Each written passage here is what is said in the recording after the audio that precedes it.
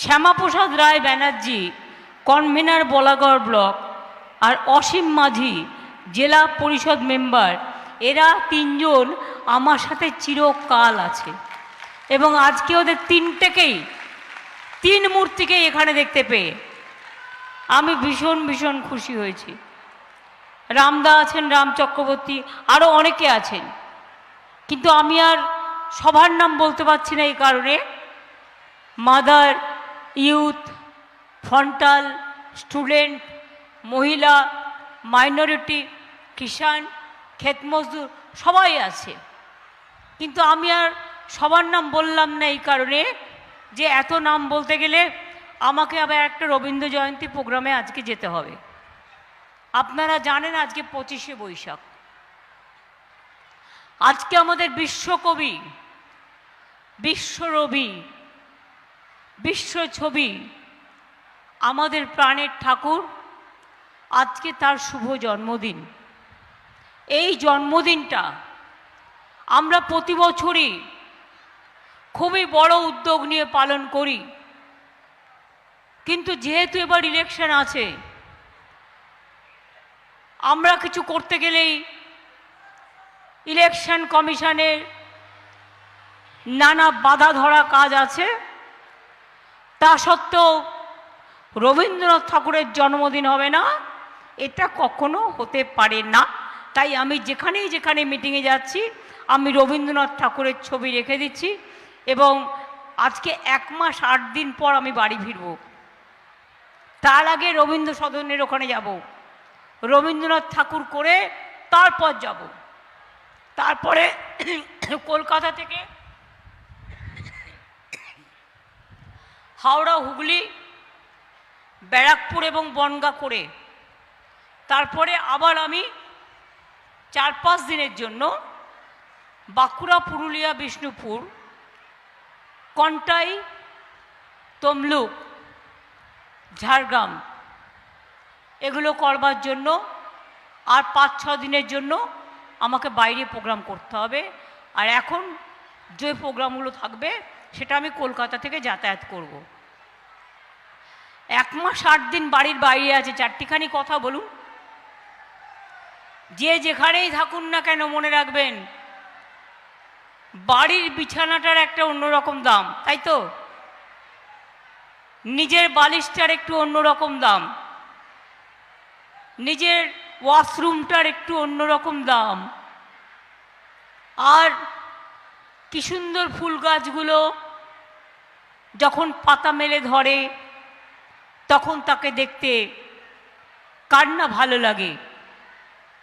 আজকে বিশ্বকবি রবীন্দ্রনাথ দিয়ে আমি শুরু করব।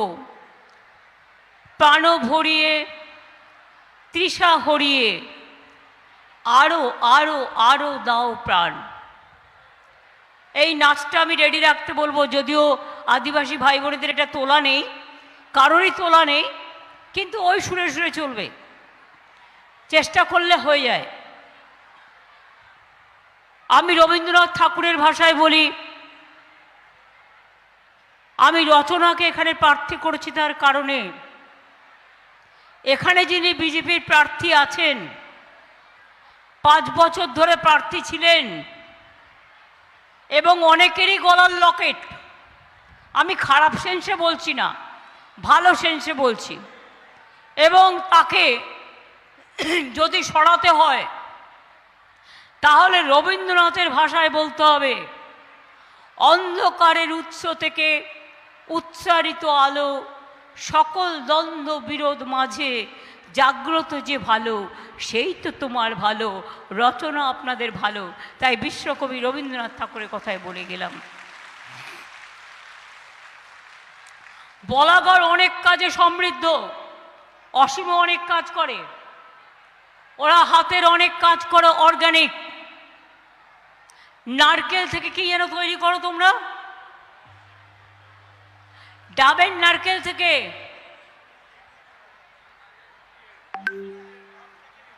গ্রাস থেকে তৈরি করো, গ্রাস রস থেকে চিনি তৈরি করো। সেই রসটা কার রস? আমি তো ঠিকই বললাম, নারকেলের রস থেকে চিনি তৈরি করে সেটা বিক্রি করে।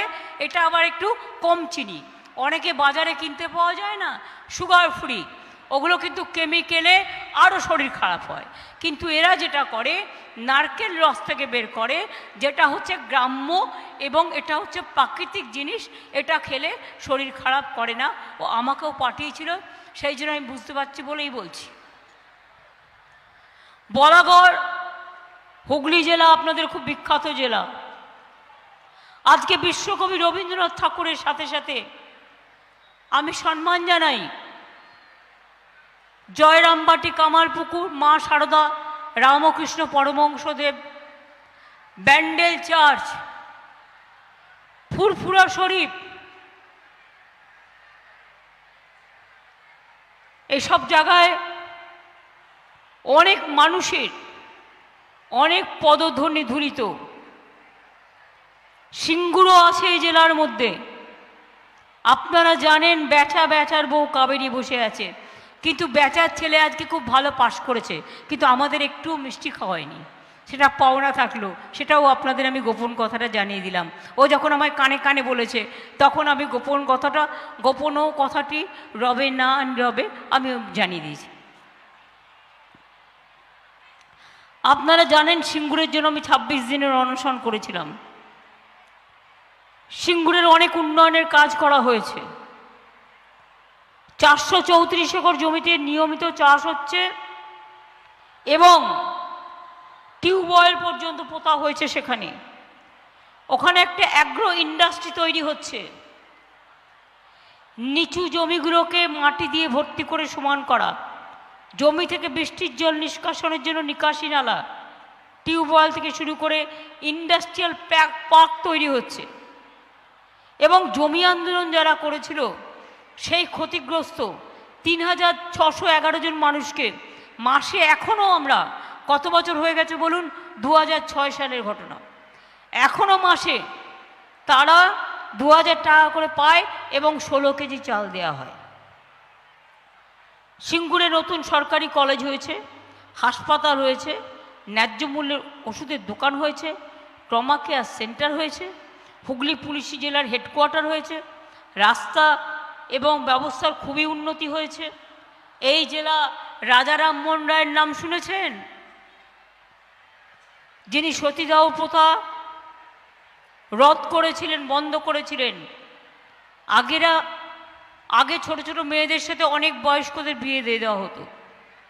যখন বিয়ে দেওয়া হতো তার বর মরে গেলে মেয়েটাকেও স্বামীর সাথে জ্বালিয়ে দিত। সেইটা রাজা রামমোহন রায় প্রথম এটাকে প্রতিরোধ করেছিলেন এবং বাংলায় এই বিলটা প্রথম পাশ করেছিল। তারপরে যখন রাজীব গান্ধী প্রধানমন্ত্রী হয় তখন এই বিলটা সারা ভারতবর্ষ জুড়ে পাশ হলো। হুগলি জেলা হচ্ছে প্রাচীন ঐতিহ্যশীল জেলা। এই জেলার সপ্তগ্রাম একসময় বাংলার প্রধান বাণিজ্য বন্দর ছিল। শ্রীরাম পরমকৃষ্ণ পরমহংসদেব, রাজা রামমোহন রায়, কেশবচন্দ্র নাগ অবশ্য আমি ছোটবেলায় দেখেছি, আমাদের পাড়ায় থাকতেন। এখান থেকে চলে গিয়ে মৃত্যুর কিছুদিন আগে পর্যন্ত উনি এবং প্রেমেন্দ্রনাথ মিত্র, ওনারা আমরা যে রাস্তাটা থাকি সেই রাস্তাটাতেই থাকতেন।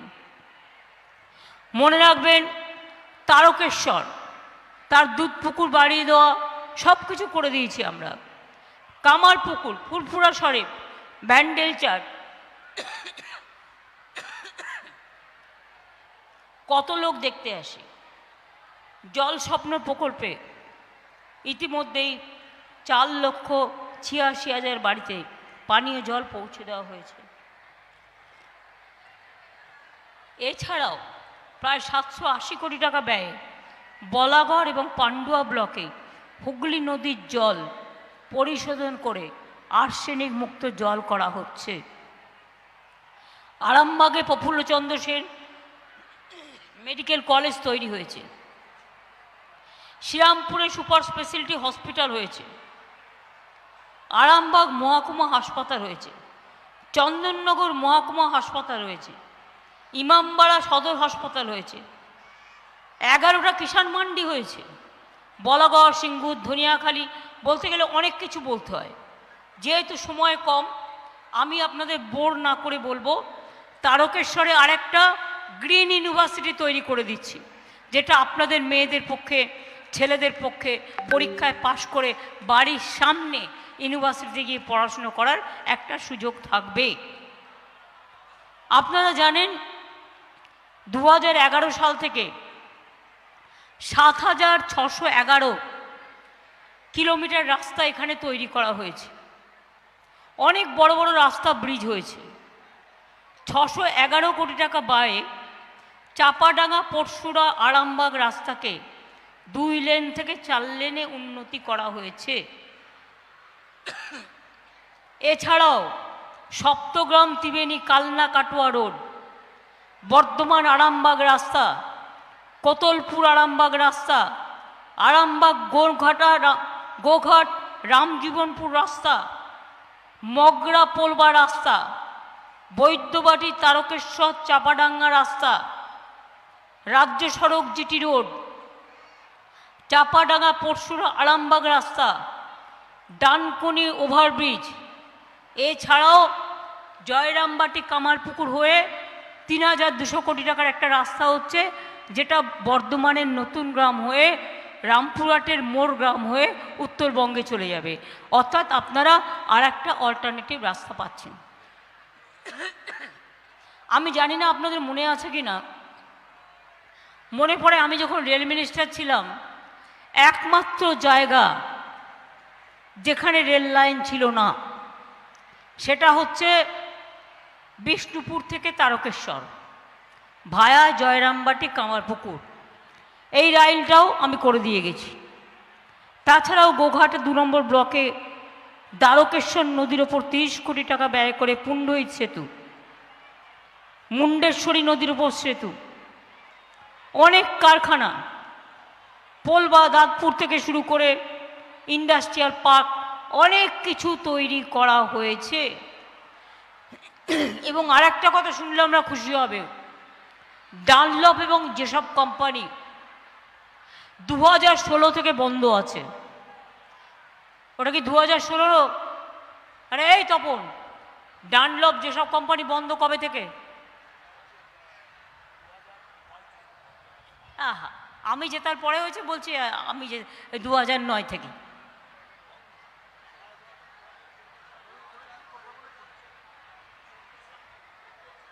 আমি খুলে রেখেছিলাম, কিন্তু এরা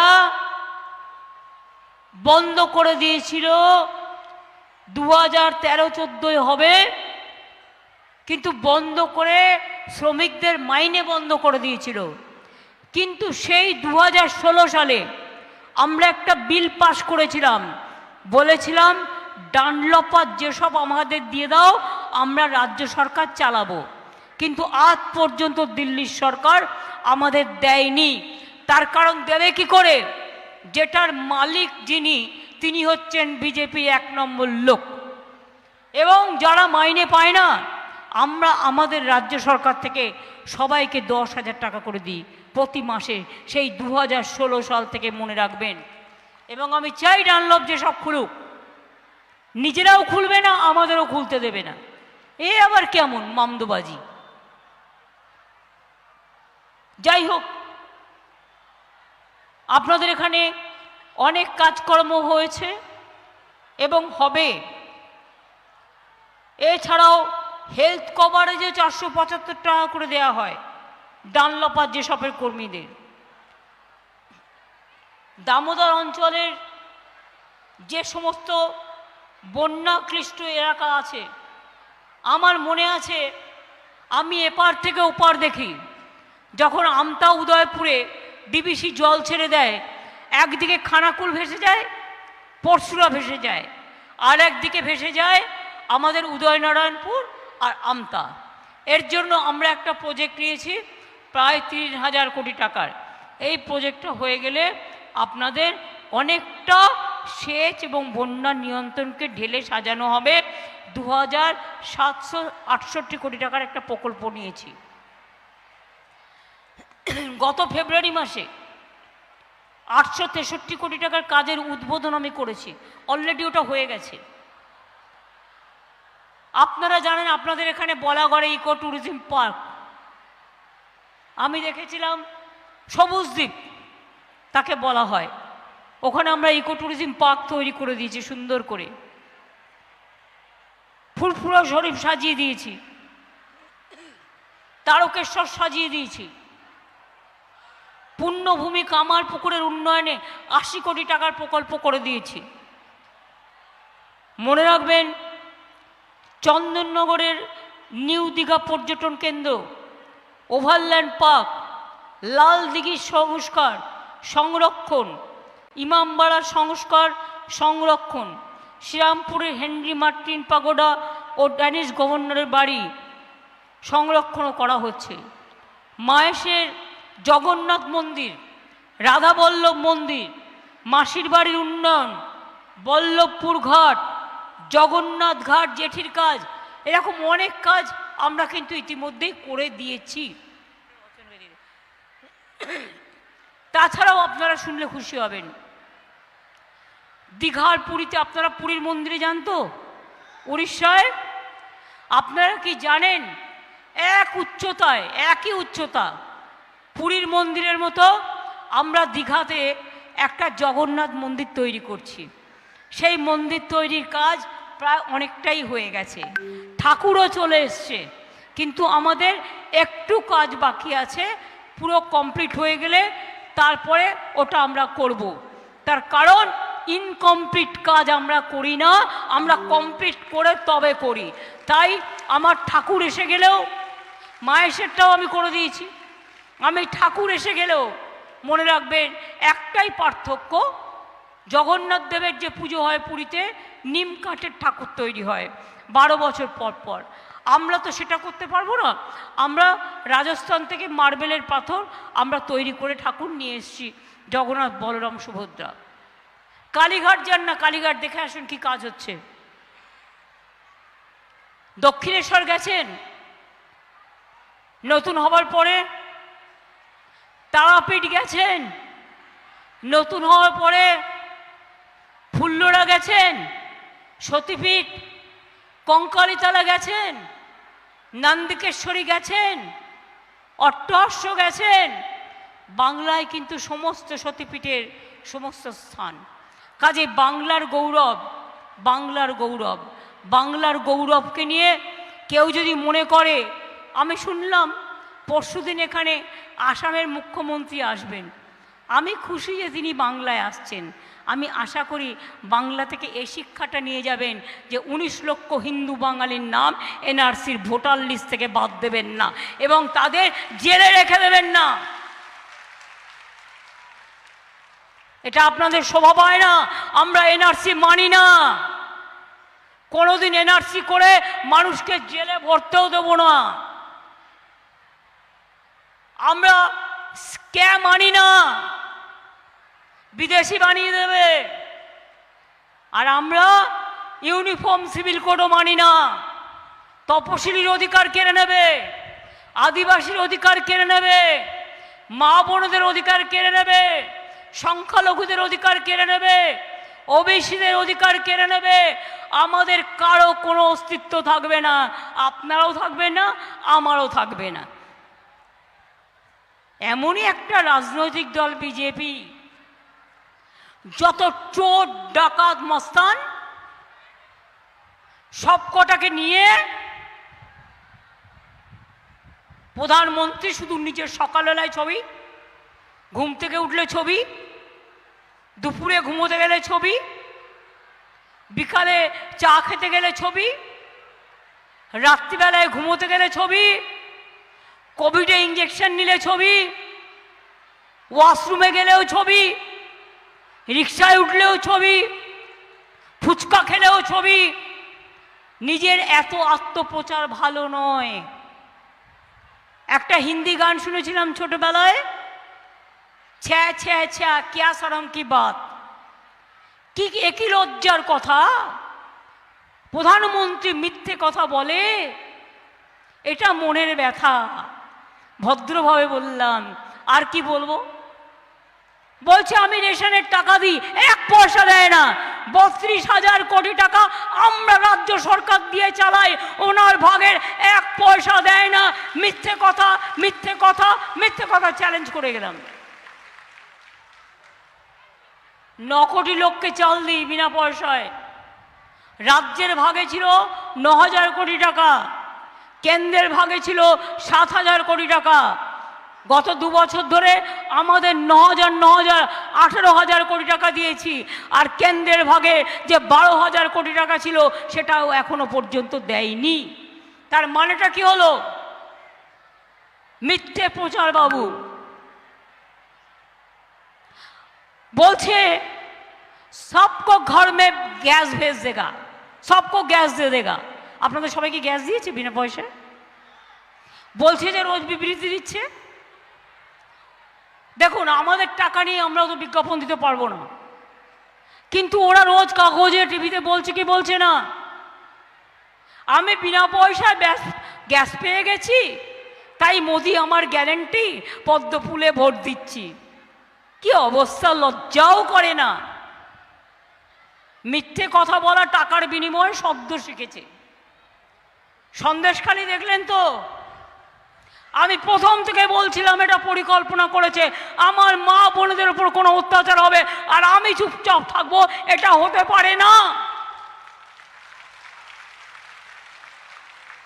শুনুন, টাকা পয়সা চলে গেলে ফিরিয়ে আনা যায়, কিন্তু সম্মান চলে গেলে ফিরিয়ে আনা যায় না। প্ল্যান করে করেছে। আরে নাটোরে গুরু নাটুদা, নাটের গুরু নাটুদা। মধুবিদু 2 ভাই, ভোটের প্রচার করে তাই, মিথ্যে ছাড়া গতি নাই, বিদায় দেবার পালা এলো তাই। মাথায় রাখবেন, এবার যদি মোদি আসে সবাইকে দেশ ছাড়া করে দেবে। বলেছিল 5 বছরে 10 কোটি ছেলে মেয়ের চাকরি দেবে, একজন কেউ দিয়েছে? কেউ পেয়েছেন? উপরন্তু 26,000 টিচারের চাকরি খেয়ে নিল। মানুষ খেকো বাঘ শুনেছেন, চাকরি খেকো বাঘ শুনেছেন কখনো? চাকরি খেকো বাঘ। লজ্জা করে না? আবার খেয়ে দিয়ে নিয়ে বলছে हम रहेगा आपका पास, क्या रहा है? কালকে আমি জিজ্ঞেস করছিলাম আমাদের লয়ারকে, এই কোর্টে কি ওরা সাপোর্ট দিচ্ছিল? বলে না দিদি, সব মিথ্যে কথা। বলছে কি করে হয়, কি করে হয়? আমরা থাকলে হয়, তার কারণ আমরা সত্যের জন্য লড়ছি, আমরা মানুষের জন্য লড়ছি। বিশ্বাস করুন, এই কটা দিন আমার খুব খারাপ কেটেছে। আমার মনটা খুব দুঃখে ভরা থাকতো, আমি বলতে পারতাম না। কিন্তু কালকে আমি যখন দুর্গাপুরে র্যালি করছিলাম, যেই খবরটা আমার কাছে এলো, আমার মনটা শুদ্ধ হয়ে গেল, হৃদয়টা ভরে গেল ভালোবাসায়। মনে হচ্ছিল রবীন্দ্রনাথ ঠাকুরের সেই গান, দোলাও দোলাও দোলাও আমার হৃদয়। মনে হচ্ছিল যে আমার আলো, ওগো আলোয় ভুবন ভরা। আমার মনে হচ্ছিল আমার 26,000 টিচার বেঁচে গেল। কত সুন্দর কথা এটা, কত মানে মনের কতটা ব্যথা থাকলে বলুন তো। আপনি কাজ করেছেন, আপনাকে বলছে 12 বছর বাদে 12% ঋণ দিয়ে সব টাকা ফেরত দিয়ে দাও। হয় এটা কখনো? জিজ্ঞেস করুন বিজেপিকে ভোট দেবো কেন? তুমি বাংলাকে বঞ্চনা করেছো, মেয়েদের লাঞ্ছনা করেছো, মানুষকে প্রতারণা করেছো। তুমি 100 দিনের কাজ করিয়ে টাকা দাওনি, তুমি বাংলার বাড়ির 43 লক্ষ বাড়ির টাকা দাওনি, তুমি রাস্তা তৈরি করে দাওনি। আর মিথ্যে কথা বলছো যে আমি বিনা পয়সায় গ্যাস দিচ্ছি, বিনা পয়সায় বিদ্যুৎ দিচ্ছি, সবাইকে 15 লক্ষ টাকা করে দেবে। গ্যাস বেলুন শুনেছেন? Gas balloon. বিদ্যুৎ দিচ্ছে, গ্যাসের থেকেও বড় গ্যাস বেলুন। বিনা পয়সায় চাল দিচ্ছি। আর দুঃখটা কি জানেন? মানুষ বলছে বাহবা প্রধানমন্ত্রী নন্দলাল, বিনা পয়সার 1000 টাকার গ্যাসে ফুটছে বিনা পয়সায় চাল। বাহবা নন্দলাল, বাহবা নন্দলাল, বাহবা নন্দলাল। 100 দিনের কাজে টাকা দেবে না, তুমি ভোটও পাবে না। 100 দিনের কাজ চলবে, তাই তৃণমূল ভোট করবে। 100 দিনের কাজ আমরা কর্মশ্রীতে করে দিয়েছি। কর্মশ্রী প্রকল্পে